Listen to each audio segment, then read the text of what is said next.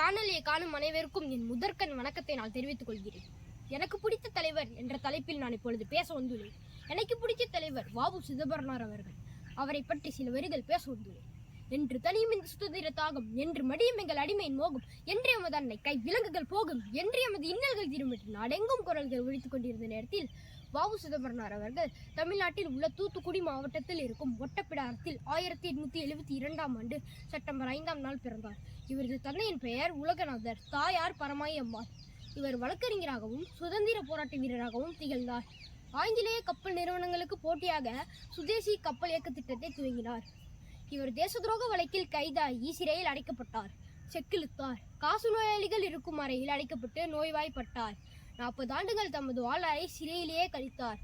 November 18, 1936ஆம் அன்று தனது இன்னுயிரை துறந்தார். நன்றி.